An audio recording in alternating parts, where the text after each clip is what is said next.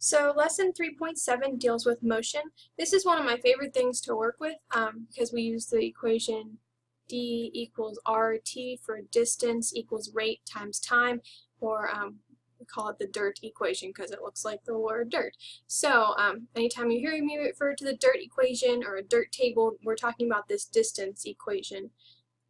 So for the lesson opener, we're just solving some equations. So go ahead and give these a try, pause it, and then check your answer.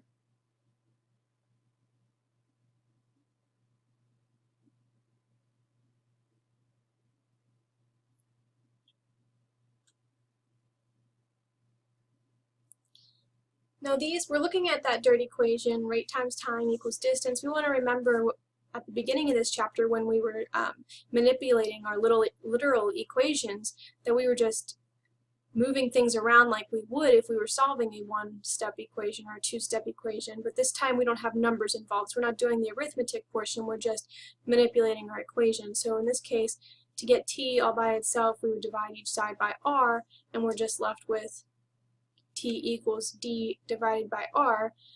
Likewise, if we were solving for r, we get r by itself, so we'll divide each side by t, and we end up with r equals d divided by t.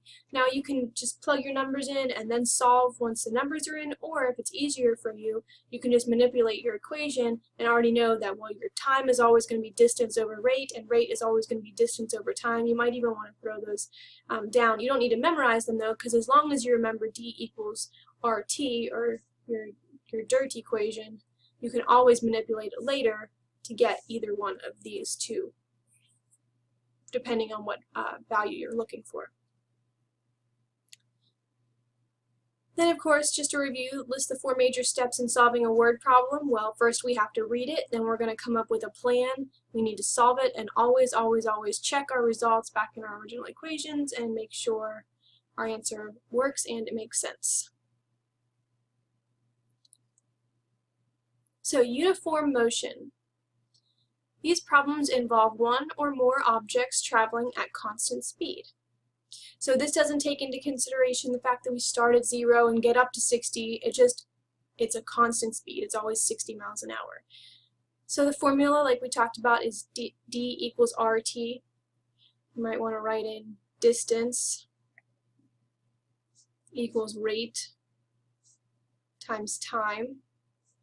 Rate is going to be our speed.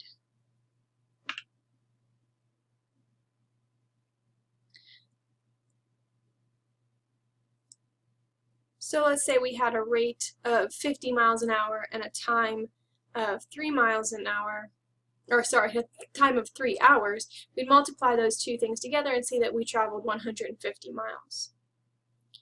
So if we had a rate of 50 miles an hour and we didn't know the time, we would still multiply these two things together, so we would say our distance is equal to 50t.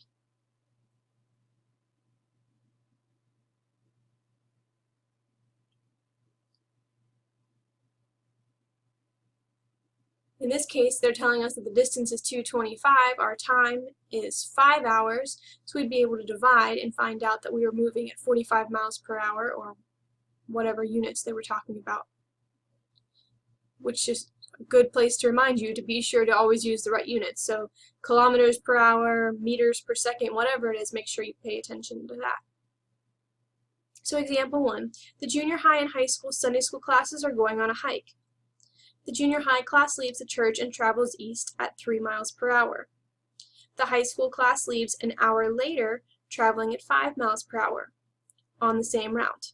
How much time will pass before the high school class catches up with the junior high class? So we know that both groups are traveling the same distance because they are going to be catching up. It's helpful if you draw a picture for these. So we can say we know that the junior high class is leaving and going this distance, pretend that's a straight line there, and then the high school class is leaving and they are also going the same distance because we're talking about when they are going to meet up, so they're meeting up at the same place. So that tells us about their distance. The high school team travels at 5 miles an hour for an unknown time. The junior high team travels at 3 miles an hour for an hour longer than the high school team. So let's go ahead and build a chart off of the information that they've given us. So we know our rate for the junior high team we said was 3 miles an hour. The rate for our high school team was 5 miles an hour. The time for the high school team is unknown, and we know that the junior high team has been traveling for an hour longer than the high school team because they started an hour earlier. And then we're going to multiply straight across. So we have 3 times the quantity of t plus 1. That gives us the distance for the junior high team. And then the high school team would be 5 times t for their distance. Now, since the distances are equal, we can set each of these expressions equal to one another and then solve because they are the same distance. Now, I want to put that in your notes. Anytime the distances are the same, set your expressions for distance equal. Anytime distances are the same,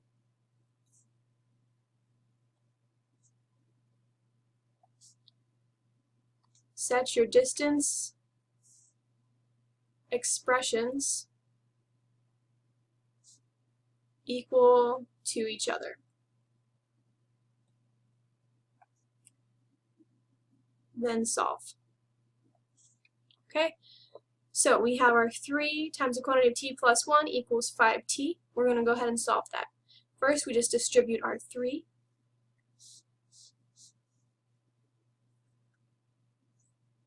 We get 3t plus 3 equals 5t. We need to get our variables on the same side, so we'll subtract 3t from each side.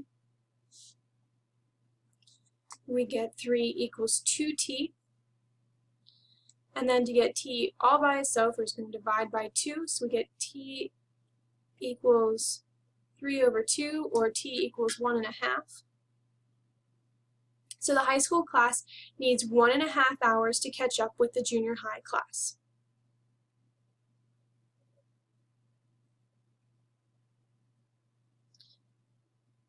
And then, of course, remember, if they asked us anything about how long the junior high class had been traveling, the junior high class had been traveling for t plus 1, so that means they had been traveling for 2.5 hours.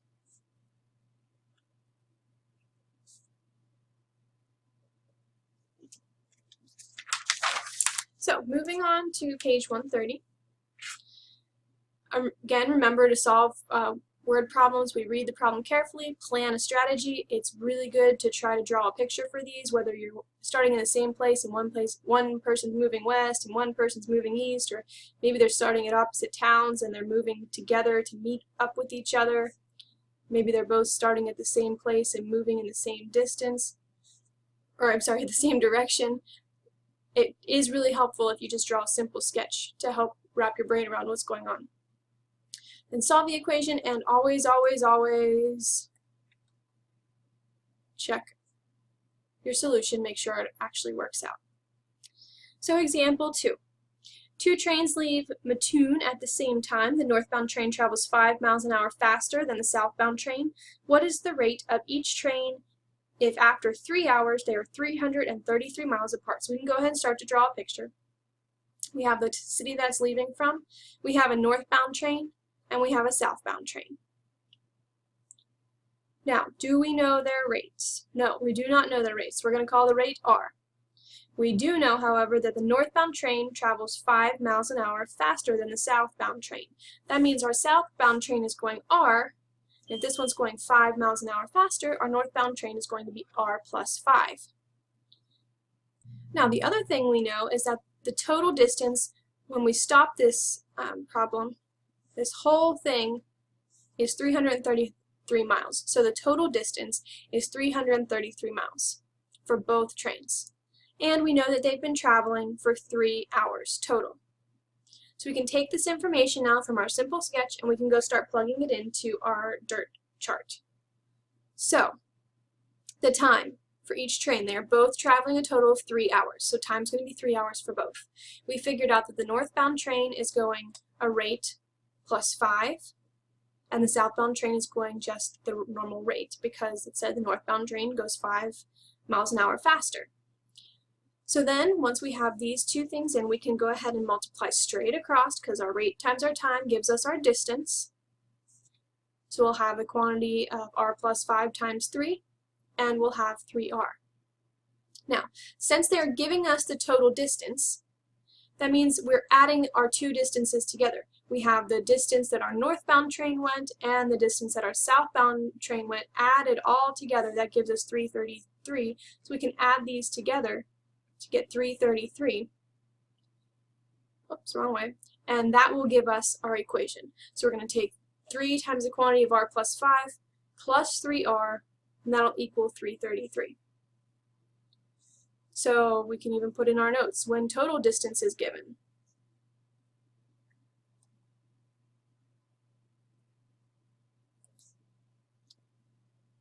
Add your two expressions and set them equal to the total distance. So now let's go ahead and solve. So our first things first is we just need to go ahead and distribute our 3. So we get 3r plus 3 times 5 is 15, plus 3r is 333. We can combine our like terms. 3r and another positive 3r gives us 6r plus 15 equals 333. We're down to a two-step equation. We'll just go ahead and subtract 15 from each side. We get 6r equals 318, and then just divide by 6 to get r all by itself, and we find out that the rate is 53. So that means that the southbound train is traveling 53 miles an hour, but then how fast is the northbound train going? Well, the northbound train was going r plus 5, remember, so 53 plus 5, which would be 58. And then, of course, we would go back in, substitute our value for 53 and 58, and solve just to double check to make sure it worked out. Example 3. John, a senior on the track team, runs at a training rate of 375 meters per minute, while Paul, a freshman, trains at 325 meters per minute. How long does it take for John to lap Paul if they are training on a 400-meter track? How many laps has each run during this time? So we know that both runners are running the same amount of time. John travels 400 meters more than Paul. Well, how do we know that? Well, picture that in your head. So if we have a track, and they're both starting at start, here's John and here's Paul. They're both starting here, and they're traveling around the track. And we're saying that we don't know how many times they're going around, but at some point, they're going around, John is going around so quickly that he completely goes around an extra time and catches back up with Paul, which means he's gone an extra whole lap, or 400 meters more than Paul. The other way to look at this is we can say, all right, well, John's distance is the total distance. He stops. Paul's distance is going to come up short of John's. Well, by how much does it come up short? How much is this extra space? We know that this extra space that Paul's distance comes up short is 400 meters. So we're going to have to take Paul's distance and add 400 meters to it. And that's why these drawings can kind of help you out, because you can see, okay, well, John went the whole distance and Paul came up short. He's the one that gets the 400 added to it. So let's take that information and build our dirt chart. We don't know the time. We just know that it's equal for both of them. So we can say T and T. We know that John's rate is 375 meters per minute and Paul's is 325 meters per minute. And then we can multiply across to get our distance. Since John's distance is 400 meters greater than Paul's distance, we're going to set these equal to each other, because remember, we're wanting to get an equal distance. But the thing is, we have to remember that Paul came up short by 400 meters. So we're going to have to add that extra 400 meters whenever we set these equal to each other. Now, did they go the same distance? No, but we are making them equal to. We're making them equal to each other. So we have the 375t now is equal to 325t because we're adding this extra 400 that we said Paul came up short. And then we can solve. So first things first, just get our t's on the same side. So we'll subtract 325t. We get 50t equals 400, and then to get t all by itself, we just divide by 50. And we get t equals 8 minutes. So we remember that we set t equal for the time for both students. That means both runners ran for 8 minutes. And then, finally, how many laps has each run during this time, so we can multiply to get our distance figures in. 375 meters per second times, meters per minute times 8 minutes is 3,000 meters. We said that each meter was 400, or each lap, was 400 meters. We can divide 3,000 divided by 400, and we get 7.5 laps for John. Paul ran 325 meters per minute for 8 minutes. That's 2,600 meters. When we divide that by 400 meters in 1 lap, we get 6.5 laps, which means John ran 7.5 laps and Paul ran 6.5 laps, and it works out because we know that John ran 1 whole lap more than Paul. So we are good to go. So that's it for the distance. Remember, the key to solving these is really read and plan. Draw a simple sketch. You might have to draw more than one simple sketch to kind of get your mind wrapped around everything.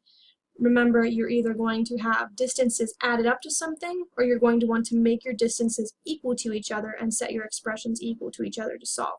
So just go ahead and take a look at your assignment and let me know what kind of questions you have.